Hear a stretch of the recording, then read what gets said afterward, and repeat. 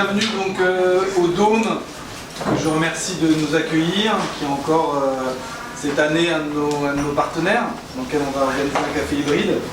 Donc c'est la 7e année, donc 7e conférence de presse d'hybride.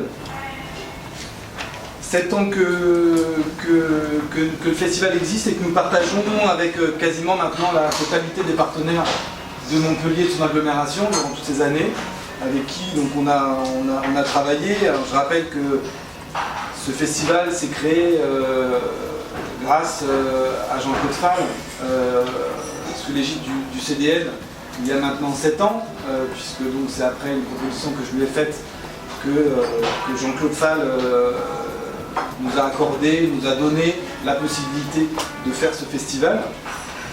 Et puis ensuite, voilà, tout le monde est venu à un moment dans Hybride, ressorti, revenu, des lieux de danse, Montpellier Danse, le CCN, le centre chorégraphique, pardon, le domaine d'eau, la chapelle Gélie, le théâtre de la Vignette, le Crous, le Trioletto, le Chez Lutéral, la passerelle à Jacou, le Rockstore, l'Antirouille, la maison pour tous Léo Lagrange, la maison pour tous Voltaire, Feu Kawenga, Feu le Hangar. Et avec tous ces partenaires, nous partageons le désir de casser les frontières entre les diverses pratiques artistiques, entre le public, entre les territoires de notre agglomération. 7 ans, ça fait aussi donc 2 maires, 4 élus à la culture, 3 présidents de région, 2 présidents d'agglo, 1 président de conseil général, 3 directeurs de CDN, 2 directeurs de CCN, plusieurs directeurs de festivals. Enfin, ça fait du monde avec qui, imperturbablement, on a essayé de continuer à travailler pour convaincus que le rassemblement de toutes ces personnes-là, que ce soit politique ou que ce soit fonctionnaires culturels, artistes, convaincus que le rassemblement, la curiosité, l'ouverture à l'autre étaient les moteurs du vivre ensemble, de ce qu'on essaie de développer, nous avec Hybride. Parce qu'Hybride, c'est pas un théâtre qui... C'est un lieu où se réunissent ceux qui savent. Et... Enfin, justement, c'est pas ça, le théâtre... Pardon, excusez-moi. Hybride prône un théâtre qui n'est pas le lieu de ceux qui savent, mais plutôt de ceux qui doutent. Hybride ne veut pas que le théâtre soit un outil de pouvoir, de certains sur d'autres, de ceux qui organisent la présentation. Hybride, on croit qu'avec Hybride, on puisse montrer tout à tout le monde. Ça dépend de comment on le fait, en fait. Cette année, on va proposer justement pas mal de manières de vivre ce festival. Évidemment, il y a... Même le rôle de spectateur va être différent souvent aujourd'hui dans le festival. Mais on va surtout multiplier les débats avec donc ces cafés hybrides qu'on va organiser donc ici, comme je le disais tout à l'heure, qu'on va organiser au domaine d'eau, qu'on va organiser au Dôme, ici, à la Chapelle, au café de chez Jean, place Jaune, à l'université Paul Valéry, où on va continuer à échanger autour de cette question hybride, de cette question documentaire, puisque une des choses qu'on promeut dans Hybride, c'est est-ce que le théâtre documentaire existe et à quoi ça pourrait servir de rendre compte documentaire. Mais participer à Hybride, vivre Hybride, c'est aussi écrire dans le journal Empreinte, toujours, c'est-à-dire ne toujours pas se cantonner à ce rôle de spectateur, mais pouvoir écrire, pouvoir participer complètement à l'aventure hybride en écrivant dans ce journal que nous donnons aux spectateurs chaque soir. Ça a été, depuis le début, on a voulu cet outil-là, et pour nous c'est extrêmement important que la parole sûre, que la parole critique, tout le monde puisse se l'emparer, et que ça soit un moyen pour nous aussi d'être plus en contact avec le public, de lui raconter autrement, de rencontrer les artistes, parce que ces journaux empreintes sont aussi l'occasion de rencontrer les artistes. À chaque fois, les artistes sont là, et ça permet de nous faire des rencontres assez exceptionnelles avec les artistes et avec les gens qui sont là pendant l'écriture de ce journal. Cette année, c'est une année un peu particulière pour Hybride parce que les spectacles sont encore plus particuliers dans leur forme que d'habitude, pour l'essentiel des spectacles. J'ai voulu qu'on soit encore plus loin dans la frontière entre, qu'on essaye de bousculer encore plus la frontière entre le spectateur et l'acteur, c'est-à-dire de comment que notre rôle de spectateur ne soit pas un rôle passif, mais qu'au contraire, il y a beaucoup d'artistes qui réinventent des formes comme ça de participation entre le spectacle et le public. Là, on va avoir un premier spectacle qui s'appelle Stranger, de l'artiste hollandaise Emke Idema. Emke Idema est une artiste hollandaise qui n'est quasiment jamais venue en France, si ce n'est à Alès, au festival Cratère Surface, qui est un peu le pendant hollandais de Roger Bernat, cet artiste catalan. Que nous avons invité déjà pas mal de fois pendant Hybride toutes ces années, et qui donc invente des jeux de société. Et donc les spectateurs deviennent les joueurs de ce jeu de société, avec donc là Stranger, la question de Stranger, c'est-à-dire la question de l'autre comme étranger, l'autre comme tous les préjugés qu'on peut avoir sur quelqu'un qu'on ne connaît pas. Et elle s'amuse avec ça, où le public de tout d'un coup devient acteur de ses préjugés et de comment, donc il y a des groupes qui se forment dans le public, il n'y a pas de spectateur assis, hein, tout le monde est dans un flot et de ce grand jeu de société. Le projet pharaonique Atlas, que nous menons avec le CDL de Montpellier, avec Humain Trop Humain, où donc on demande à 100 personnes de la société civile, comme on dit, de venir habiter le plateau, de venir jouer ce spectacle, hein, puisque les seuls acteurs de ce spectacle seront les Montpelliérains, les 100 Montpelliérains qui auront bien voulu faire la démarche de venir avec nous dans cette aventure. Donc un projet énorme, parce qu'en fait finalement c'est une création qui se refait à chaque fois, hein. Donc c'est Ana Boraio et Joao Galante, qui sont deux artistes portugais, qui donc ont joué ce spectacle un peu dans beaucoup de pays dans le monde. Ils sont en ce moment en tournée en France, dans des très grands lieux. Ils étaient à Nanterre, au Théâtre des Amandiers à Nanterre la semaine dernière, où il y a 15 jours, et où la presse en a fait beaucoup l'écho. Donc une aventure très particulière, de regrouper comme ça 100 personnes. L'idée étant d'avoir un panel très large de gens qui font des métiers différents, des âges différents, et comment ils vont réussir avec ces 100 personnes pendant une semaine, puisqu'ils sont là pendant une semaine, ces deux artistes portugais, à faire exister une idée de Montpellier.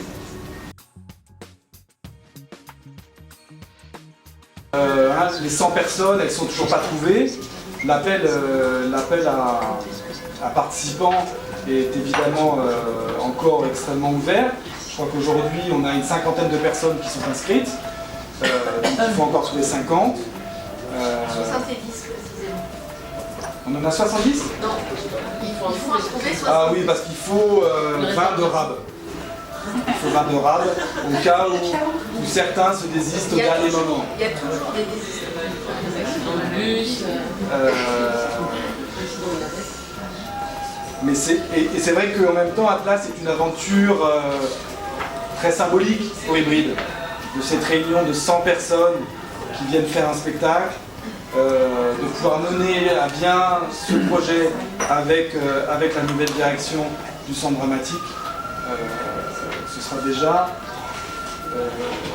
une grande joie, une grande réussite de faire ça. C'est un projet que je mène avec les élèves du lycée Jean Monnet, les élèves de première du lycée Jean Monnet, qui s'appelle Prête-moi tes yeux pour qu'on écrive la suite, et qu'on va jouer pendant un café hybride, mardi de la Chapelle. Donc on fera avec la Chapelle, puisque la Chapelle nous aident dans ce projet-là. Ils nous ont accueillis en résidence, ils ont accueilli tous les élèves pendant une semaine, vous imaginez. La professeure Aurélie Kersonbaum, leur professeur de théâtre, a réussi à débloquer du temps comme ça, où ces jeunes gens ne sont pas allés en classe pendant une semaine et plutôt ont fait du théâtre à la chapelle, et donc où d'autres intervenants, puisqu'il y a Hélène Catala aussi, et il y a aussi Jonathan Drier, qui travaille conjointement avec Jonathan Capdevielle, ont travaillé avec eux pour essayer de faire sortir d'eux des écrits intimes qui viennent d'eux, donc une matière qui vient d'eux, pour raconter ce qu'ils sont aujourd'hui, ces élèves de première. Et donc ce temps-là de performance, qui aura lieu donc pendant ce mardi de la chapelle, le café hybride, sera un premier temps d'une rencontre qu'on fera autour de la valeur de ces écrits intimes. Est-ce qu'on peut tirer des généralités de ces écrits intimes, qu'en quoi ces écrits intimes sont des écrits politiques. Là-dessus, Olivier Neveu nous rejoindra sur cette soirée-là. Olivier Neveu qui est historien et professeur d'histoire de l'esthétique théâtrale et du spectacle vivant, qui a beaucoup travaillé sur le théâtre politique et qui a sorti un livre très récemment qui s'appelle Les politiques du spectateur, qui est professeur à l'université de Lyon, Louis Lumière, que je vous conseille, qui est assez, qui est vraiment extrêmement intéressant. Et donc Olivier Neveu sera là justement pour pouvoir discuter avec nous de ces questions-là, de la question politique du théâtre. Le rapport à l'image, le rapport à la vidéo, c'est un rapport qui va être présent dans le spectacle que la compagnie propose cette année, l'Art du théâtre de Pascal Rambert, que nous donnerons donc à la Maison pour tous Voltaire, qui est donc une sorte de théâtre, d'un texte manifeste de Pascal Rambert sur ce qu'est pour lui le théâtre. Et donc nous, on s'amuse à travailler autour du son, de la musique, de la vidéo, pour raconter ce rapport au théâtre renouvelé peut-être par le métissage des disciplines artistiques. Mais c'est aussi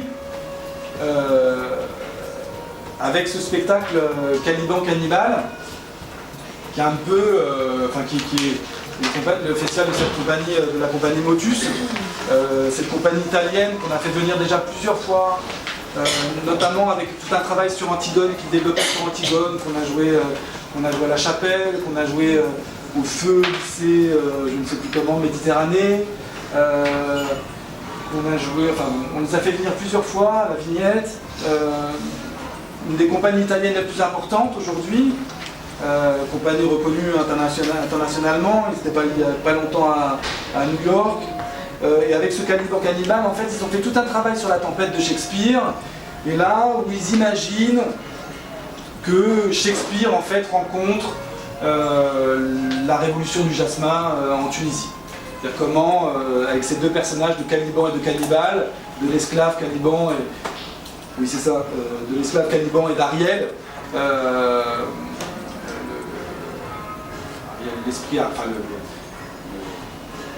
l'esprit Ariel, enfin ce personnage comme ça, virevoltant, qui est le valet de Prospero et, dans la tempête. Comment ces deux choses-là se rencontrent, c'est-à-dire comment le maître rencontre l'esclave qui s'est libéré en Tunisie, et ce maître Ariel qui était lui-même esclavagisé, mais qui même lui n'est plus maître de son langage à lui, et comment ces deux langages-là se rencontrent. Spectacle évidemment très important. Le rapport à l'image, c'est aussi évidemment celle-ci, l'affiche qui est donc le fruit du travail de Guillaume Binet, photographe du collectif Myope. Alors, Guillaume Binet, moi je l'avais rencontré par son travail qu'il faisait justement sur le printemps arabe, avec en particulier Place Tahrir au Caire, puisqu'il avait été un des premiers journalistes à être dépêché là-bas, même avant en fait que les événements commencent. Et donc, je vous en prie. Et Guillaume, en fait, la compagnie a longtemps fait un travail, la compagnie SOS Impré qui porte le festival, a longtemps fait un travail qui s'appelait Les Témoins sur les printemps arabes, et donc je l'avais rencontré à cette occasion-là, et on s'est suivi, et j'avais envie de montrer son travail cette année, d'autant plus qu'il a été qu'il est à l'honneur, ou qu'il a été à l'honneur ces temps derniers, puisqu'il a publié un livre qui s'appelle L'Amérique des écrivains, qui est un drôle d'aventure, où en fait il a emmené sa famille, donc sa femme, Pauline Guéna, est écrivain, et ils ont fait tout un road trip aux États-Unis, où leur déplacement était lié aux écrivains américains qu'ils voulaient rencontrer, qu'ils désiraient rencontrer. Et donc ils ont fait comme ça un voyage sur toute l'Amérique du Nord, en partant à la rencontre d'écrivains pour les interviewer sur ce qu'était l'acte d'écriture. Et donc ça fait un livre hybride entre témoignages photographiques de leur aventure, puisque donc ils ont 4 enfants, donc toute leur marmaille est partie avec eux pendant des mois, et ce travail très précis sur ce qu'est l'acte d'écrire. Ce livre a été paru juste avant Noël, a été épuisé, puisque toutes les radios en ont parlé, enfin ça a fait tout un bruit, et il est réédité, donc on refera il vient d'être réédité, donc on fera une signature, ils viendront tous les deux, Guillaume Binet et Pauline Guéna, pour en parler. Évidemment, c'est difficile de faire une conférence de presse, de parler de l'image, du journalisme, du théâtre documentaire, sans parler des événements de janvier, et donc de Charlie, Hebdo, et nous, ça nous conforte évidemment, en essayant d'essayer de promouvoir un théâtre qui parle de notre rapport au monde, un théâtre qui cherche les moyens de le représenter, parce qu'encore là, on parle évidemment de problématiques de représentation. Qu'est-ce que c'est que les caricatures, si ce n'est des représentations, et d'interdiction de représentation. Et effectivement, comment on réussit, nous, à représenter un monde quand un pays ne se sent plus représenté, comme je disais tout à l'heure, cette crise de la démocratie parlementaire, et Pierre Rosanvallon, que j'espérais en fait accueillir pendant le festival hybride, qui fait un énorme travail sur un site qui s'appelle raconterlavie.fr, où avec un petit livre manifeste qui s'appelle Le Parlement des Invisibles, où il parle de cette crise de la représentation et où il dit attention, l'invisibilité a un coût démocratique. C'est-à-dire se sentir invisible dans notre société, évidemment, il y a un moment, ça devient un problème, et ça a un coût démocratique, c'est-à-dire dans les urnes, et ça peut avoir un coût aussi en dehors des urnes, comme on a pu voir en janvier. Mais aujourd'hui, nous ne sommes pas certains de faire ce festival, malgré donc le soutien renouvelé des structures historiques partenaires du festival, La Chapelle, les Cimas Diagonales, d'autres qui maintenant nous accueillent depuis plusieurs années comme la Maison pour tous Voltaire, et puis les nouveaux ou les revenants, qui sont le domaine d'eau qui revient à la charge avec nous pendant tout un week-end, sur le week-end d'ouverture du festival hybride, ou évidemment le CDN, depuis l'arrivée de la nouvelle équipe, même le Théâtre de la Vignette, avec qui donc, nous allons mettre en place des actions. Et évidemment, donc on est dans l'attente en fait de leur décision. Alors, le problème pour la mairie de Montpellier, vous le savez tous, c'est que la problématique du passage en métropole fait que l'attribution des subventions doit être allouée normalement en avril, fin mars, mais que fin mars, le festival sera terminé. Vous voyez bien ce que je veux dire, c'est-à-dire que toutes les sommes, les dépenses seront engagées, et donc nous ne pouvons pas attendre fin mars, début avril pour avoir cette subvention. Depuis la naissance du festival, la mairie de Montpellier est à nos côtés. Ça a été même la première collectivité à se mettre à nos côtés. Même je me souviens que Philippe Sorel, lors d'une conférence de presse, a été à nos côtés pour assurer son soutien au festival. Et j'ai du mal à croire, et ça n'a jamais été évoqué d'ailleurs, que le festival ni la compagnie ne soit pas, la compagnie ADSO-SMP qui porte ce festival, ne soit pas aidé cette année. Mais toujours est-il qu'aujourd'hui, nous ne savons pas. Alors évidemment, la compagnie ADSO-SMP n'a pas les moyens de porter seule le festival et de prendre ce risque-là. Donc il va falloir qu'on sache, et qu'on sache, c'est maintenant, puisque maintenant nous sommes à un mois du début du festival. Vous imaginez bien les frais qu'il a déjà engagés, tout l'argent qu'on perd tous les jours, puisqu'on essaie de faire des économies sur les voyages, tout ça, et qu'on commence un peu à être en limite. Donc je crois que l'équipe, on s'est donné cette semaine, en fait, pour savoir si la mairie nous accompagnait ou pas. Sinon, on serait évidemment obligé d'annuler le festival. Voilà, vous imaginez bien, c'est pas un ultimatum ou je sais pas quoi, mais pour nous, c'est juste l'endroit, le lieu, l'heure où je crois que le poétique se confronte au réel, même si je ne crois pas au réel, puisque le réel c'est évidemment une histoire de point de vue et de volonté. Ne pas dire à un festival qui a lieu depuis 6 ans à Montpellier, qui est reconnu, même si le nombre de spectateurs n'est pas exponentiel, on le sait, il n'est pas sur Sonorité, il n'est pas sur Tropisme, il n'est pas sur toutes les initiatives de festivals qui sont de grande qualité à Montpellier. On le sait. Donc il va falloir analyser cette façon de nous tenir, nous, artistes, organisateurs d'événements, en nos noms propres, avec notre économie propre, qui est de plus en plus sclérosée, qui arrive à une peau de chagrin. On sait que les lieux subissent la même chose, mais enfin nous, on est les premiers à subir, et par ricochet, à subir les baisses de budget des mairies vers les lieux et donc vers les artistes. Donc il va falloir commencer à prendre le taureau par les cornes et dire bon, qu'est-ce qu'on veut comme culture à Montpellier?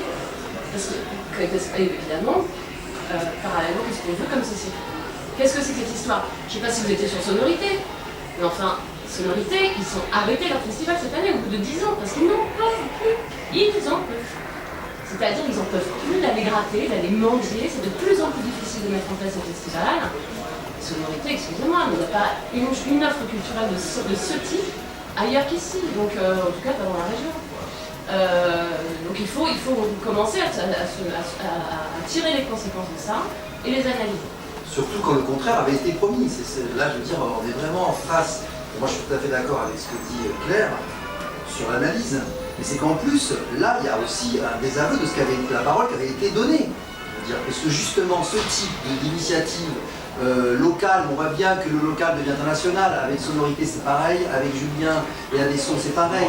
Mais je veux dire, il faut bien voir que là, on est à un moment où ça va se jouer. C'est-à-dire que là, ça va se jouer en effet février-mars. Les choses sont instruites. Les choses, intellectuellement, politiquement, les choses doivent être tranchées maintenant. Et si elles ne le sont pas, le fait de ne pas trancher maintenant, c'est déjà un très gros problème. Je veux dire, on ne peut pas laisser les gens engager un travail sur une année, voire 2 ans, en leur disant la réponse au dernier moment. Je veux dire, là, il faut vraiment que la presse se fasse l'écho de les boules, quoi. Ensuite, comme je disais, on ne nous a jamais dit que nous n'avons pas de subvention. Ça n'a jamais été évoqué. Donc évidemment, je crois fortement que nous nous allons être liés, Oui, mais on nus, pas tous. et que ça sera, et surtout ça sera dessus. Le problème ensuite, c'est un problème de temps. Je sais que Philippe Sorel et la métropole, il y a ces problèmes de métropole et du calendrier qui s'est décalé, mais en même temps, si à Montpellier on ne peut plus organiser d'événements jusqu'en juin parce qu'on n'a pas de réponse, c'est aussi, voilà, c'est aussi problématique. Je crois qu'on n'est pas les seuls dans ces problématiques-là. Il a réussi à sauver Tropisme justement parce qu'ils sont très liés à la Palacéna. Et que voilà, qu'on espère bien avoir une réponse très rapidement. D'autant plus que, comme on nous dit, là, le positionnement d'hybride au mois de mars, il est excellent. Il y a des manifestations avant, après c'est vraiment le bon créneau.